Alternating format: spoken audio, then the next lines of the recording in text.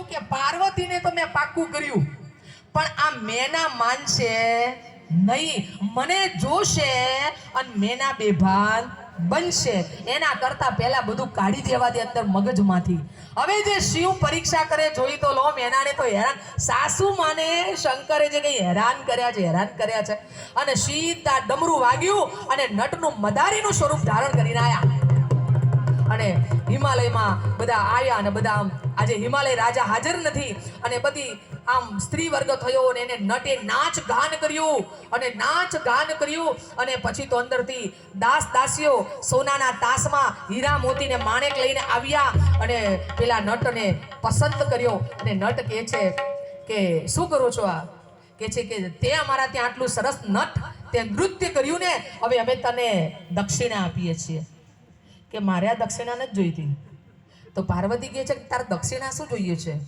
કે મારે દક્ષિણા એ જોવે છે. મેનાને કહે છે કે આ તમારી જે દીકરી છે ને પાર્વતીનો હાથ આપો.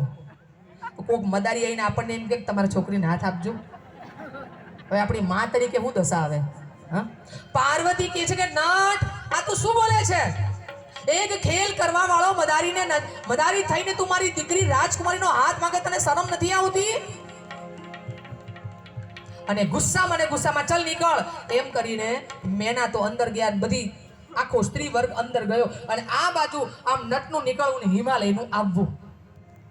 અને ત્યાં હિમાલયને જોઈ અને ભગવાન શંકર રૂપના અંબાર બની ગયા અને શંકરને જોયા અને મોહક એવું વ્યક્તિત્વ એમને જોઈ અને કહે છે કે મારી દીકરી તપ કરીને આવી છે તો તમને જ પસંદ કર્યા છે.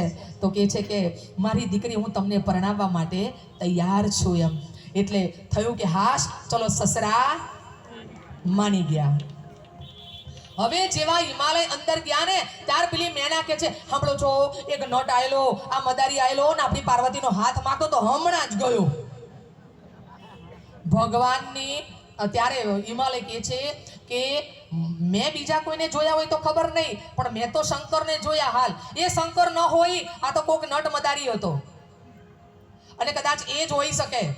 કે એવું કે હા, હજી તો નટ જાય આ બાજુ અને પાછા ભગવાન શંકર બ્રાહ્મણનું રૂપ લઈને આવ્યા અને પાર્વતીને માતા પિતા આજે ચર્ચા કરતા હતા અને એ જ વખતે બ્રાહ્મણ જેનું ઉભા રહ્યા. પાર્વતી કહે છે કે માં, જો કોઈ બ્રાહ્મણ આવ્યા અને બ્રાહ્મણની જોડે મા બાપ બેહાડ્યા અને પાર્વતી કીધું તું અંદર જા અને બ્રાહ્મણ તરીકે શંકર ભગવાન છો કે આ તમારી દીકરી કંઈક તપ કરીને આવી છે તે તમે કંઈક લગ્નની હા પાડી?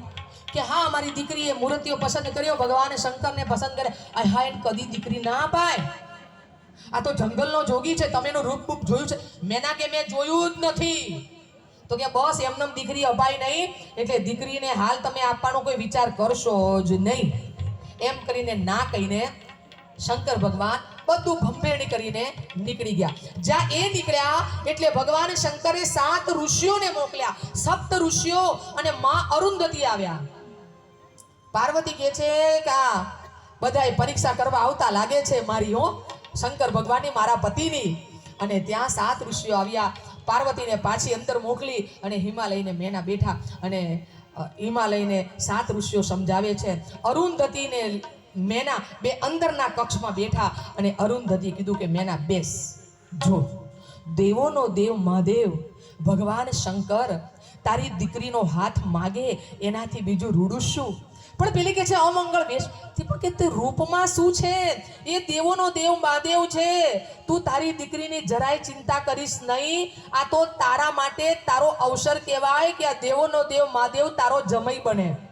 અને બધું અરુંધતીએ સમજાયું અને મેનાનું ઠેકાણું થોડું મગજમાં આવ્યું કે વાત સાચી છે. અરુંધતી માં કહે છે આ બાજુ 7 ઋષિઓએ વાત કરી. 7 ઋષિઓ હિમાલયને કહે છે કે હિમાલય માની જા, ભગવાન ભોળોનાથ તારી દીકરીનો હાથ જો માંગતો હોય તો હું તને આજે કહું છું કે દીકરી આપવામાં મજા છે. પછી એક સરસ મજાની વાત કહે છે પીપલાદ ઋષિની અને પદ્માની કે મેં એવા કિસ્સા સાંભળેલા છે કે જે ઋષિઓ રાજાના જોડે એની રાજકુમારીનો હાથ માંગે અને જો રાજા ના પાડે તો એવા ઋષિઓ શાપ આપતા પણ વિચાર કરતા નથી. તારા રાજ્યની જો તારે રક્ષા કરવી હોય તો તું માની જા. અને તારી દીકરી છે ને એ દઈ દે, કે આપી દઉં, કે હવે આપી દે, અમે તને સમજાવીએ છીએ ને. અને હિમાલય પણ માની ગયા. જ્યાં હિમાલય માન્યા એટલે દાઢી અને મૂછ હળદરવાળી કરી 7 ઋષિઓ નીકળ્યા અને હિમાલયને કીધું તૈયારીઓ કર, અમે ભગવાન શંકરની લગ્નની તૈયારીઓ કરીએ. આ બાજુ હિમાલયે પછી કંકોતરીઓ છપાવી અને અહીંયા આગળ હિમાલય એ પોતે અહીંયા આગળ એવી તૈયારીઓ કરે અને હિમાલયના ત્યાં ભાઈ બધા જ પર્વતો નદીઓ 7 દાડાના આમંત્રણ. અને ભગવાનને 7 ઋષિએ કીધું હતું કે સાંભળી લે, મુહૂર્ત તું બહુ જોવા ના જઈશ, માક્ષર મહિનો છે, સોમવારનો દિવસ છે, બૃહસ્પતિનો યોગ છે, રોહિણી નક્ષત્ર છે અને સૌભાગ્ય પ્રાપ્ત કરનારા બૃહસ્પતિનો યોગ છે, તારી દીકરી પરણાઈ દે. આવો તો સોમવાર છે, મંગળવાર, અરે માક્ષર મહિનાનો. ભગવાન માક્ષર મહિનાના સોમવારના દાડે પરણ્યા હતા અને તૈયારી કરી દીધી આ બાજુ. અને હવે હિમાલય કાઈ ભાઈ વિશ્વકર્માને બોલાવે. સાંભળજો, હજી તો સાસુમાનો છેડો નહીં ચાલ્યો હોય, હજી તો સાસુમાન હજી 10-15 મિનિટ લાગશે. સાસુમાને કઈ હેરાન કરવામાં ભગવાને બાકી નથી રાખ્યું. હવે અહીંયા બધી તૈયારીઓ થઈ ગઈ. હવે શંકર ભગવાનને તો કોણ હોય તૈયાર કરવા વાળું? એ તો જંગલનો જોગી એકલા હતા. શંકર ભગવાને બધાને કંકોત્રી લખીને, સાંભળો હું લખ્યું કંકોત્રીમાં, કે જે નહીં આવે એની જોડે હું સંબંધ નહીં રાખું.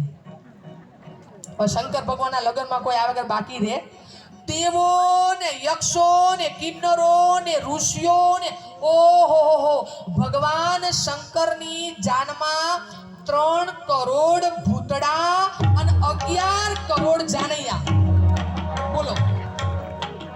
અને હાથ